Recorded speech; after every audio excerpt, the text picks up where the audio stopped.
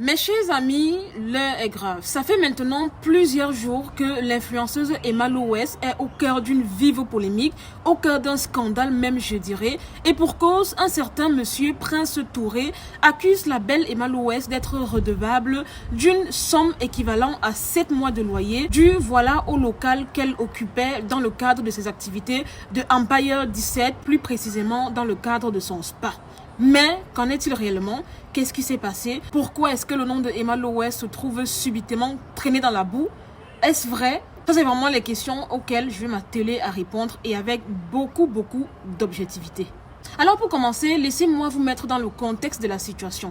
Tout est parti lorsque Emma Loess a annoncé la fermeture de son spa que vous connaissez très bien, le spa pour lequel elle nous a cassé les oreilles matin, midi, soir.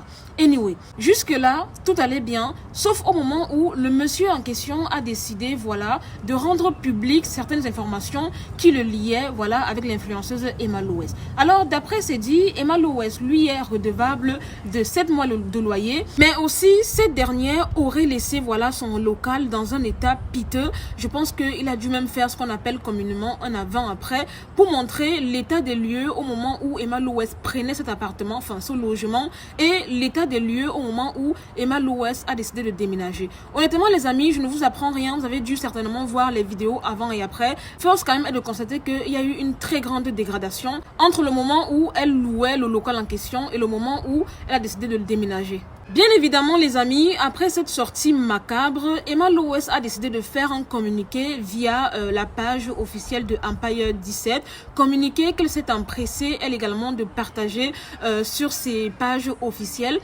défendant mordicus qu'elle ne devait absolument rien à personne et que les 7 mois de loyer qui lui sont aujourd'hui réclamés par l'individu en question ne sont absolument pas justifiés. D'ailleurs, je tiens à préciser que dans le communiqué en question, elle dit avoir saisi la justice afin de démêler le vrai du faux et d'après elle, il en ressort qu'elle ne doit absolument rien, je dis bien rien, au monsieur en question. Bien évidemment, après la sortie de Emma Loess, le monsieur a été davantage pris de colère puisque au lieu de se décourager face à cette note qu'a postée la belle Emma Loess, elle a donc décidé de continuer, le tout pour le tout, de déconstruire Emma Loess en apportant notamment quelques éléments de preuve supplémentaires. Alors je pense que depuis lors, il a publié une panoplie de vidéos de son local sur sa page Facebook où l'on peut constater vraiment une dégradation énorme du local et vraiment c'est malheureux. Avant toute chose les amis, avant que je ne donne mon avis sur cette histoire, permettez-moi d'abord d'apporter quelques précisions. Parce que depuis quelques jours maintenant, je vois les gens sur les réseaux sociaux se moquer de Emma Loess en disant qu'elle avait annoncé qu'elle était propriétaire en fait d'un business qui s'appelle Empire 17. Je tiens à vous préciser que l'on peut détenir une marque sans forcément être propriétaire du local. Donc il faut savoir faire la nuance entre être businesswoman et en fait posséder l'immeuble dans lequel se situe notre business. Donc en fait, je ne trouve pas qu'il puisse y avoir un rapprochement existant entre le fait que Emma Loess se proclame comme étant propriétaire de Empire 17 et vous en fait vous pensez que ça veut dire tout simplement être propriétaire du local. Non, Empire 17 c'est pas le local. Empire 17 c'est une marque en fait. Donc ça n'a absolument rien à voir avec le local. Ça c'est juste une petite précision. Maintenant pour revenir aux accusations dont Emma Loess fait face. Il faut quand même avouer les amis que certaines influenceuses, certaines de nos personnalités publiques se retrouvent souvent à faire des choses juste parce qu'elles ont un nom et en fait elles se croient souvent immunisées en fait par leur statut. Maintenant pour le cas de Emma Loess, je pense que c'est exactement ce qui est en train de lui arriver. Je pense qu'elle a été tout simplement victime de son propre orgueil parce que je ne comprends pas à quel point tu peux te permettre de louer un local, qui t'est remis en bon état, même si je sais que Emma Loess a dû certainement faire des travaux de rénovation et j'en passe, elle n'a pas quand même le droit, devant la loi, de laisser ce local, en cet état que nous tous nous avons vu là, honnêtement. Je trouve que le propriétaire est dans son plein droit de réclamer en fait des dommages et intérêts afin que Emma Loess puisse rendre le local comme elle l'a trouvé. Maintenant pour ce qui est de 7 mois de loyer, je pense certainement que les deux n'ont pas dû s'entendre. Peut-être que, je sais pas moi, Emma Loess demander réparation sur un truc. Du genre, Emma Loès a dû certainement demander au propriétaire de réparer un truc voilà, qui n'allait pas dans le local. Il a dû refuser et voilà, pour compenser en fait sa perte, entre guillemets, elle a décidé de ne plus payer le loyer. Mais honnêtement, peu importe la situation ou peu importe l'angle selon lequel cette histoire va être vue, je trouve qu'il est inadmissible pour une star comme Emma Loès de devoir 7 mois de loyer impayé à quelqu'un. Et en fait, c'est tellement devenu monnaie courante dans les habitudes de ces influenceuses-là, de vendre le rêve aux gens, de passer leur temps à mentir, à ne pas dire la vérité, tout simplement en fait pour du paraître. Parce qu'honnêtement les amis, quand moi personnellement je voyais cette histoire de Empire 17, c'était tellement logique que ce n'était pas un truc de rentable, mais tellement que la personne s'était vantée avec, tellement la personne avait dit haut et fort qu'elle touchait, je sais pas moi, 4 millions par jour, au point où elle avait honte de laisser tomber en fait. Non mais sincèrement les amis, qu'on se dise les vérités, hein, avec les prix exorbitants en fait que ce spa affichait, je ne pense pas que le citoyen lambda, l'ivoirien lambda, voilà, se serait levé un bon matin pour dire que oui, je vais aller me faire masser, je vais aller me faire des soins de visage chez Emma Loès. Je suis désolée, mais non. Non, après vous allez peut-être me dire que oui, Marie Bibi, son spa était réservé à une certaine population, mais non.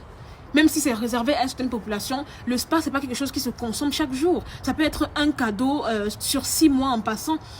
En fait, il y a longtemps que ce spa a des problèmes, mais à chaque fois, Emma Loès nous baratinait simplement. La dernière fois, elle a dit que oh, on a cambriolé. Après, il y a eu l'incendie. Après, éboulement de terrain. Tout ça pour fermer incognito, ni vu ni connu. Honnêtement, sur cette histoire, Emma Loès, c'est une dame que j'aime beaucoup, mais force est quand même de constater que cette histoire, il y a eu paflotage de haut niveau, malheureusement. Et pour être honnête avec vous les amis, je me rends compte que dans cette histoire de paflotage, il y a 2 camps.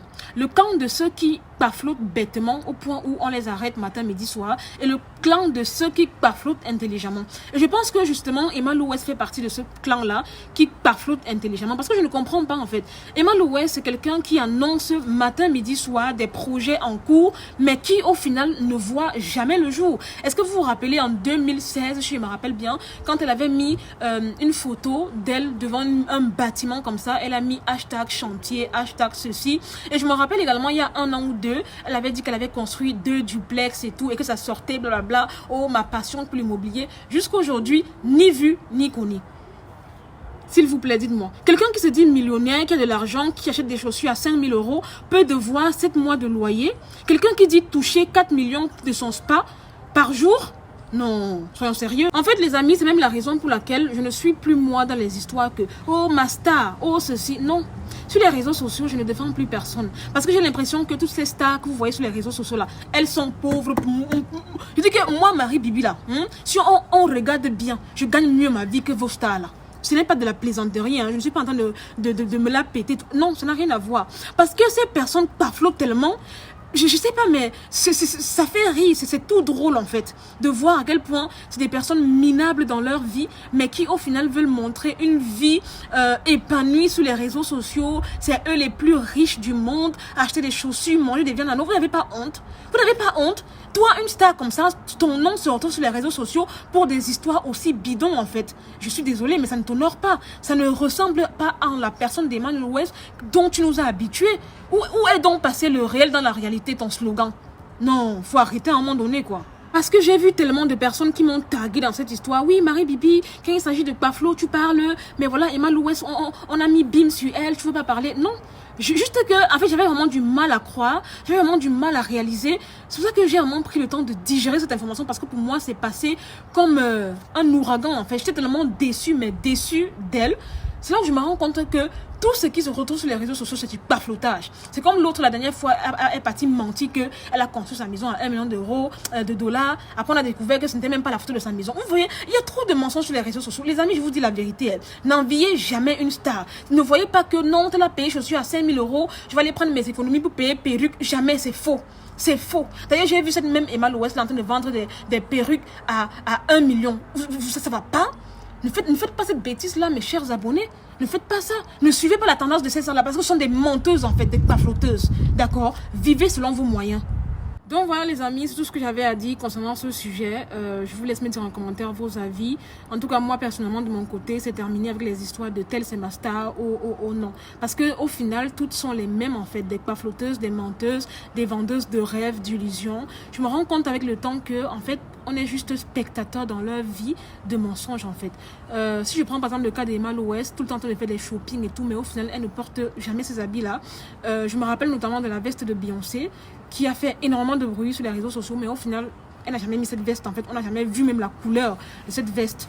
Honnêtement, je me dis juste que c'est malheureux de donner l'impression d'être ce qu'on n'est pas au final et d'être même malheureux dans sa vraie vie de tous les jours. Donc les amis, vivez selon vos moyens. N'enviez jamais personne sur les réseaux sociaux. Dites-vous que tout ce que ces personnes-là montrent, c'est des illusions en fait. Je vous laisse donc liker la vidéo, la partager. Je vous aime, je fais de gros bisous et à très bientôt pour une nouvelle vidéo. Bye!